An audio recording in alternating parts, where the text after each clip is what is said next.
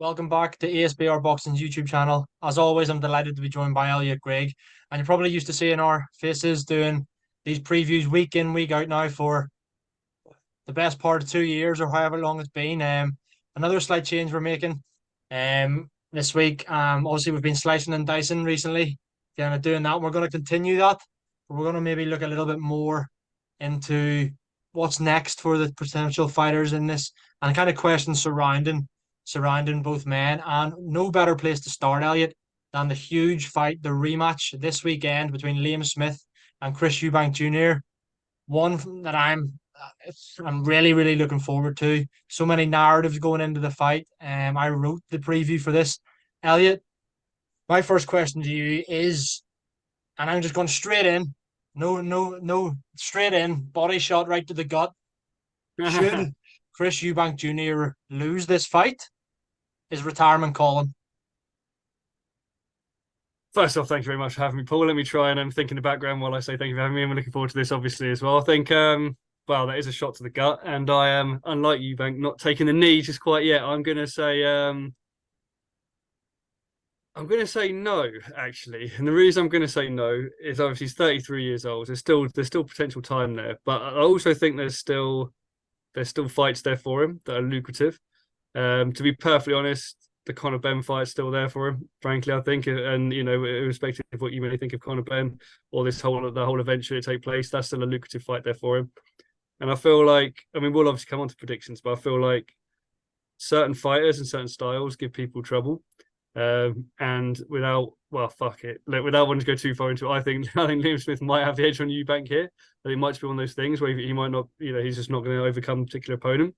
But if you look around that middleweight division as well, I'd still see Eubank in with an old Golovkin, for example. I'd still see that fight.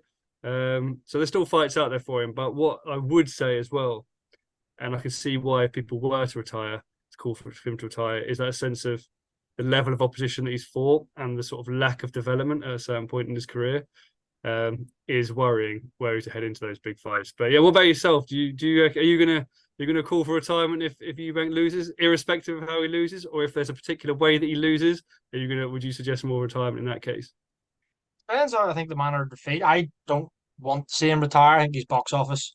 That you mentioned there, as much as we hate to see it, Chris Eubank Jr. could lose his next 6 fights, and I'd still want them to see him fight Conor Benn. It's one of those fights that's probably always going to be there until it actually happens, especially with the narrative of what happened last time in the drug scandal and all that. And as ridiculous as it sounds, I actually think that although he is a middleweight and he's not a huge middleweight at that, I actually think at super middleweight, Chris Eubank Jr. was pretty decent. And if you're taking into account that Canelo holds all the belts there, at some stage they're going to become fragmented, surely. And if that is to happen, I don't see any reason why Chris Eubank Jr. can at least challenge for a world title up at super middleweight, like he did before against George Groves and stuff. But yeah, to answer my question and to agree with you, Elliot, I don't see him retiring after this win, lose, or draw, and I don't want him to retire. Okay, well, let me ask you a question, Paul, about this actually, because we've been talking obviously about the stoppage. He lost obviously in the fourth round to Liam Smith last time. Quite surprising in a lot of ways. His first KO loss, obviously, he has lost before, as you mentioned. Groves being one of the opponents that defeated him, and obviously Billy Joe Saunders being the other. But the first stoppage loss was last time against Liam Smith, who's not necessarily a massive puncher, which leads me to ask you the question: do you think that Eubank's chin has gone? Do you think that his punch resistance has gone? And I suppose if you take into account the weight cut for Conor Benn, or whether that's something that he can necessarily recover from going forward, and it was just a kind of aberration.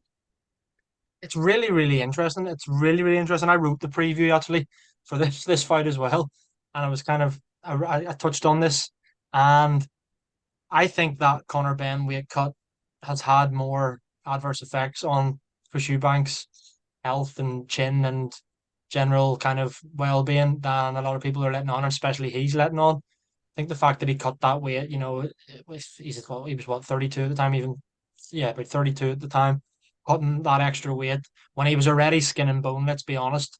There's not a pick of fat on Chris Eubank Jr. Even when he was a super middle, it didn't look like it was a pick of fat. Never mind at middleweight. So going there, again, those few pounds below the middleweight limit will have had damaging effects. We saw that photo of him when he actually did still weigh in what he was meant to against Ben, and he looked gaunt to say the least. And that can't have a good effect on your chin, to be honest with you. He's always been renowned for having a good chin. And you look at George Groves was a big puncher. And yeah, he beat Eubank handily, but he couldn't really put a massive dent in him. Whereas Smith does it in 4 rounds, and Smith is a career super welterweight and not a big puncher. So it's really interesting. Part of me thinks that his chin might be gone, or it was the fact that he did that weight cut for Ben. Then, like a few weeks later, was straight into a camp again for the Smith fight. Probably didn't help. I'm not right off his chin entirely just yet. Um, but if he was to say lose this fight again via emphatic stoppage, I'd maybe have my questions over Eubank's chin. What about yourself? When you're talking sense, I can't fault you when you're talking sense entirely. I totally agree with you. Actually, I think the weight cut, you can't ignore the effects of the weight cut that he did, that he completed. The fact again that it was surprising again that Liam Smith, not a known puncher necessarily, and a smaller man as well, and so since sort of the first time he tended to stick it on him, he caught him, and that was that. So that was surprising, but I think until if it happens again in this fight, yeah, I'll start start digging the grave and getting the plaque erected, saying R.I.P. to Eubank's chin, getting the headstone made. But I think at the moment it's probably a bit early to say. But I suppose, to be honest, this will tell us. Like, obviously, you're talking about super middleweight as well, and potentially going up and challenging for a title there. But if he gets stopped here by someone who's smaller as well, then obviously you look at those guys up at super middleweight and you think keep him well away from that. But equally, I totally agree with you. When he fought Groves, obviously got beaten, but didn't take any damage. Even similarly in the fights he had with like Liam Williams, really, like obviously that was a fight of two halves, wasn't it? Really, like he kind of started really well and then kind of let Liam Williams back into it. But again, didn't look really troubled in that either. So yeah, it's early to say, but I think question marks around his chin are there and are there for a reason. Just before we go on to Liam Smith, I know you want to ask me a question about him. One more question quickly surrounding Eubank. And I suppose this just shows it's the Eubank factor. Even though he lost the fight, we're still talking about him more than Smith. But looking at Chris Eubank Jr. from when he turned professional, kind of came through the rankings, obviously suffered that defeat to Billy Joe, came again, won the IBO title, fought for the super middleweight title, was in the World Boxing Super Series, beat the likes of James DeGale, obviously more recently Liam Williams, blah blah blah, so on and so forth. Do you think that his career has failed to fulfill its early promise? As in, i.e., people don't recognize the IBO as a world title, as a legitimate world title. So technically, he hasn't become world champion. Do you think that he is underwhelmed from what people thought he was going to be when he first started out? Yeah, well, it's a great question, and I'm going to have to say yes in one word. The reason I say, look, obviously it's harsh to say in some ways. He challenged for the world title, obviously challenged against Groves, lost there. I mean, I think one of the scorecards was 113, 115, so people had it quite close. Other people had it a bit wider. The Billy Joe fight, when you look around that Billy Joe era and like where Billy Joe Saunders went after Eubank, and obviously had weights up at different titles up at different weights as well, to be world champion there as well. You think Eubank could have done that? Like he could have, like it was a close fight against Saunders, and actually in many ways he was quite he was coming on strong. There wasn't. Saunders was looking gassed at the end, so it was very very close. Could really have gone either way if it had started a bit sooner. And you look at where his career went. You look at some of the names on it. Yes, those names were in decline in some ways. Obviously, you have to say like the likes of Arthur Abraham, who's on there. I mean, Yildirim, DeGale, obviously, Korobov. These guys obviously were kind of on the slide from where they were at one point. But I feel like his career is disappointing because he's not necessarily won in those big fights.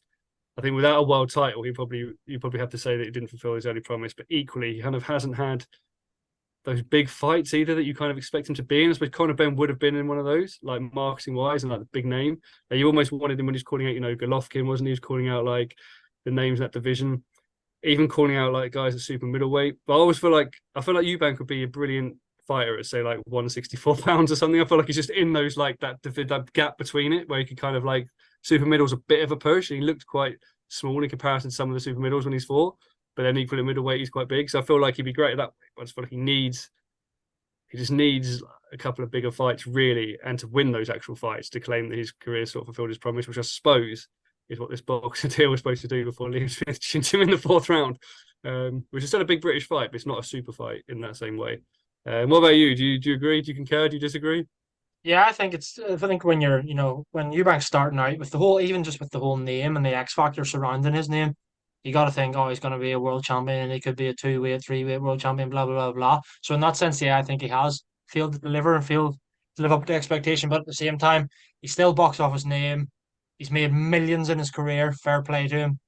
You know, you walk down the street and ask your average person to name three British boxers. They're probably going to name Tyson Fury, Anthony Joshua, and Chris Eubank Jr. Chris Eubank Jr. They would probably be the biggest names in terms of star power. So fair play to him in that sense. But yeah, I think he's maybe slightly underwhelmed. No, I agree. I think you're probably right actually in some ways, but I think if you're walking through Romford, you might get Johnny Fisher in there at number one, and then maybe AJ and Tyson Fury. But you say you're right there in the sense that we were talking obviously about predominantly obviously about Chris Eubank Jr. But I want to ask you a question about Liam Smith. Liam Smith's obviously been a world champion before, super welterweight. Lost obviously to Canelo in that fight. Was challenged obviously for other honours. Challenged Munguia, lost there, didn't he as well? And he's held kind of international titles around that sort of level as well. Beating Vargas for that. But what I was going to ask you is, do you think either at super welter, maybe even at middleweight, if he stays up there, that Liam Smith will ever become world champion again? I'm going to keep this really short and snappy, and I think he can. Yeah, I'm not saying he will, but I think he can. If the belts become fragmented at middle with Golovkin, who knows? Golovkin might be retired. Those belts become available to fight for. I wouldn't put it past Liam Smith becoming world champion at middleweight, to be quite honest with you. He looked class at middleweight against Eubank in that last fight. And maybe, he's well into his 30s now as well. So maybe not putting down the super welter every fight is actually going to play to his advantage. So yeah, actually could. What about yourself? I think, yeah, to be honest with you, I think he could. I do think he could, but I think to me, it'd probably be more likely middleweight. I think he might start there, maybe get a world title in there. I can see that happening. Again, it would need the right fight necessarily. I wouldn't want to see him fight Zanabek personally, for example, but I think he would need the right opponent. But I think, yeah, not beyond the possibility, Liam Smith, very, very solid fighter, underrated in many ways. By far, in my opinion, the best of the Smith brothers, and yeah, a solid fighter on a world level fighter. So yeah, I think he could do. I do think he could. Elliot, that's been thoroughly enjoyable. It's unfortunately all we have time for. We could talk about this fight and all the talking points until we're blue in the face, but that's all we have time for this preview ahead of Smith Eubank 2 this weekend from the Manchester Arena. Guys, thanks for watching. Be sure to check out all the rest of the content on the channel. We'll probably be at the show. Got so to check out those interviews and stuff on Fight Night. We've got deep dives, big fight breakdowns, betting tips, and all sorts of stuff on the channel as well as written content. Elliot, thanks very much again, mate, and I'll speak to you again soon. Thank you very much. And again, thank you very much, guys, for watching.